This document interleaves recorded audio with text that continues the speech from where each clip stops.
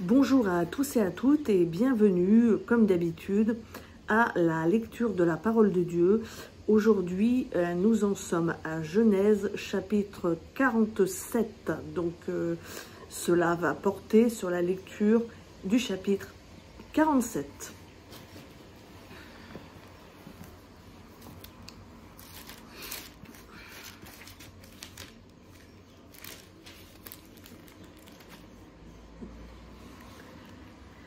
Joseph alla informer le Pharaon et lui dit : « Mes frères et mon père sont arrivés du pays de Canaan avec leurs petits et leurs gros bétail et tout ce qui est à eux.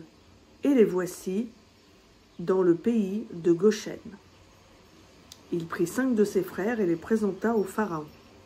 Le Pharaon dit aux frères de Joseph : « Quelles sont vos occupations ?»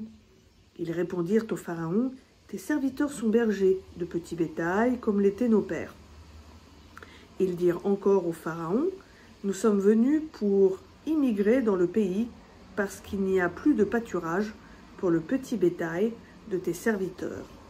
Car la famine s'appesantit sur le pays de Canaan. Permets donc maintenant à tes serviteurs d'habiter au pays de Goshen. »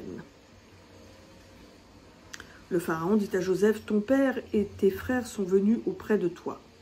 Le pays d'Égypte est à ta disposition. Installe ton père et tes frères dans la meilleure partie du pays. Qu'ils habitent dans le pays de Goshen, et si tu reconnais qu'il y a parmi eux des hommes de valeur, place-les comme administrateurs de mon cheptel. » Joseph fit venir son père Jacob et le présenta au Pharaon, et Jacob bénit le Pharaon.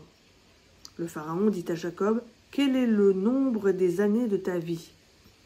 Jacob répondit au Pharaon : « Les années de ma vie nomade sont de 130 ans. Les années de ma vie ont été peu nombreuses et mauvaises. Elles n'ont pas atteint les années de la vie de mes pères durant leur vie nomade. » Jacob bénit encore le Pharaon et se retira de la présence du Pharaon. Joseph installa son père et ses frères et leur donna une propriété dans le pays d'Égypte, dans la meilleure partie du pays, au pays de Ramsès, comme le Pharaon l'avait ordonné. Joseph pourvut à l'entretien de son père, de ses frères et de toute la famille de son père, selon le nombre des enfants. Administration de Joseph en Égypte. Il n'y avait plus de pain dans tout le pays, car la famine était très pesante. Le pays d'Égypte et le pays de Canaan dépérissaient à cause de la famine. Joseph ramassa tout l'argent qui se trouvait dans le pays d'Égypte et dans le pays de Canaan en échange du blé qu'on achetait. Il fit entrer cet argent dans la maison du Pharaon. Quand l'argent du pays d'Égypte et du pays de Canaan fut épuisé, tous les Égyptiens vinrent à Joseph en disant : « Donne-nous du pain. Faut-il que nous mourions en ta présence parce que l'argent manque ?» Joseph dit : « Donnez votre cheptel et je vous donnerai du pain en échange de votre cheptel, puisque l'argent manque. » Ils amenèrent leur cheptel à Joseph, et Joseph leur donna du pain en échange des chevaux, du cheptel, de petits et de gros bétail et des ânes. Il leur fournit ainsi du pain cette année-là en échange de tout leur cheptel.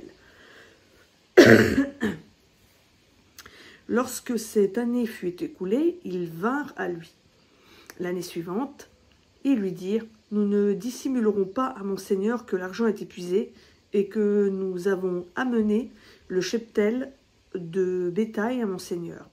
Il ne nous reste pour mon seigneur que nos corps et nos terres. Devons-nous mourir sous tes yeux, nous, avec nos terres ? Achète-nous avec nos terres en échange de pain, et nous serons esclaves du Pharaon, nous avec nos terres.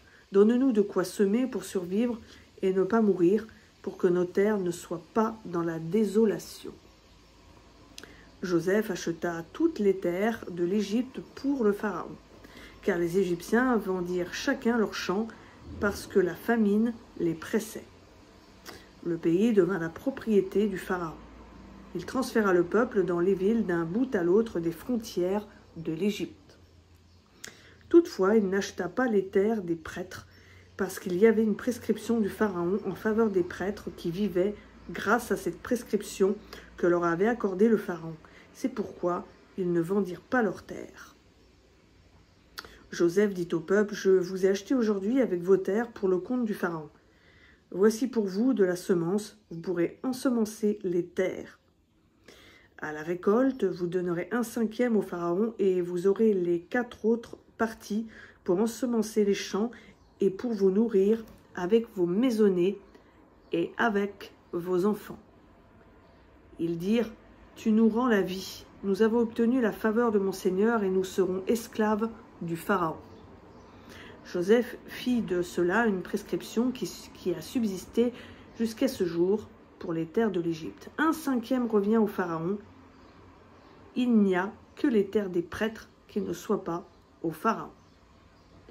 Dernières années de Jacob, bénédiction d'Éphraïm et de Manassé. Israël habita dans le pays d'Égypte, dans le pays de Goshen.